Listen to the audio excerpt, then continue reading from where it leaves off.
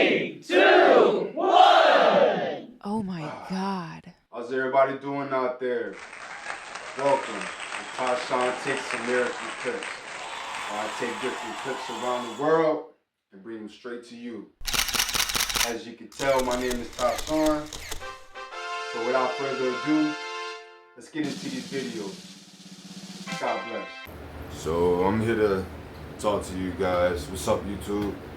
I'm just here to talk to you guys about, my downfalls as a father. I'm not scared to do so. So here it is.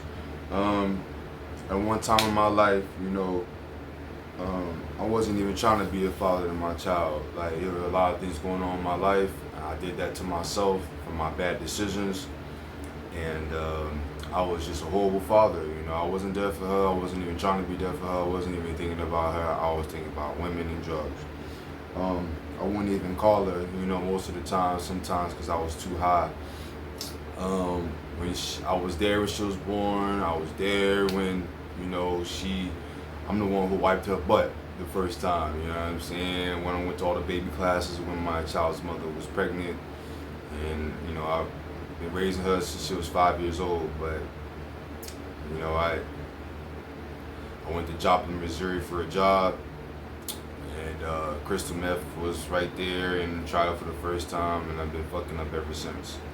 So, I wouldn't even try to give my daughter any money because I'll use it for, clothes or, women, drugs, of course, going out, liquor, whatever the case may be. That was my decision, you know what I'm saying? When my daughter was like 1 through 5, like, I probably bought her Pampers probably one time. I'll be stealing it more than anything. I use my last dollar on cocaine. That's just what I was doing. I was fucking up.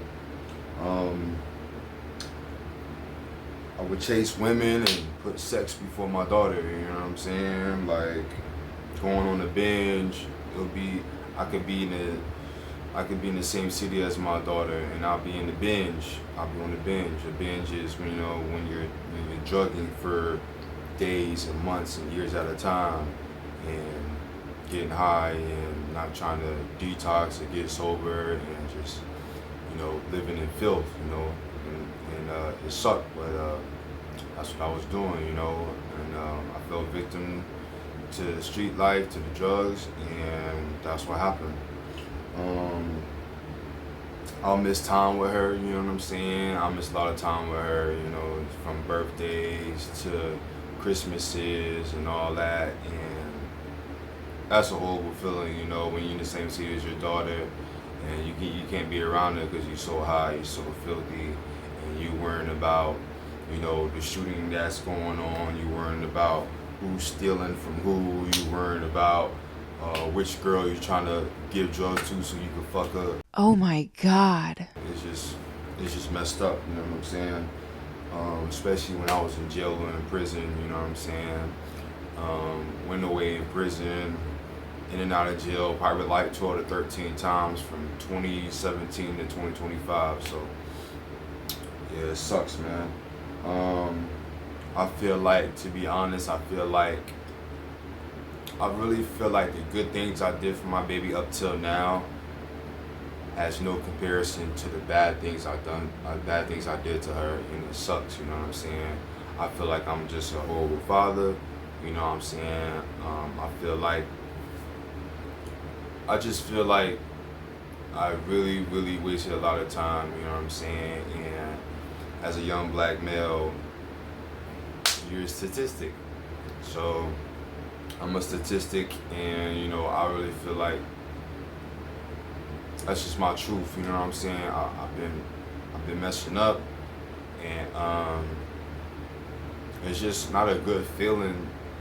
How can you call yourself a man? How can you call yourself serving God and being a good person or being real if you can't even raise your own child? You don't even got a job. You know what I'm saying? You can't even support yourself. How can you love your child if you don't even love yourself? That's what I'm saying. Sometimes I would yell at my daughter and, you know, not like tone it down and communicate with her better and not really even knowing how to be a father. You know what I'm saying? I think a lot of times in, you know, with young males all around the world is that who taught us how to be a father if we never really had one, you know what I'm saying? So no excuses, you know, we could learn through God, but that's going to be, it's a little tough out here. In reality, it's a little tough, yo, you know what I'm saying? But that was on me, no excuses. I'm that type of dude that takes accountability. You got to take accountability, man. So me as a father, I was the one who did that. I fucked up. Yeah, yo, I'll be in the same city with my daughter and I'll just be chasing women, chasing crack, chasing fentanyl, you know what I'm saying? I got this from, you know, chasing fentanyl and shooting up. So you gotta quit doing the things that's really not good for you. You gotta quit doing the things that ain't gonna uplift you. You gotta quit doing the things that ain't godly. You gotta quit doing the things that's really hurting your family. You gotta quit doing the things that's hurting you. You gotta quit doing the things that's hurting you physically, spiritually, and emotionally. Quit that shit. That shit is whack. Word up. That shit will kill you. Yeah, man. My grandmother pretty much bought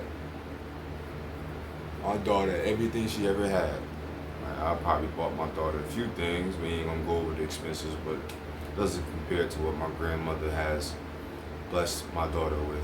My grandmother is the best person I ever met in my life, and she's a real pivotal person in my daughter's life. I couldn't even fathom how blessed I am. So appreciate you, grandmother, and I'm sorry for all my bad ways and my bad decisions. So we'll get a $825 unemployment check, and I will use it up in probably about 4 hours, and I want to give my daughter a dime because hooked on fentanyl and crack. Oh my gosh! So you gotta understand, I'm telling you this, I'm telling everybody this because one, I'm walking in my truth, and two, you know what I'm saying, God has turned my life around, you know what I'm saying? So I'm very happy now, you know, I'm alive, and me and my daughter have a better relationship. And here's some pictures for you.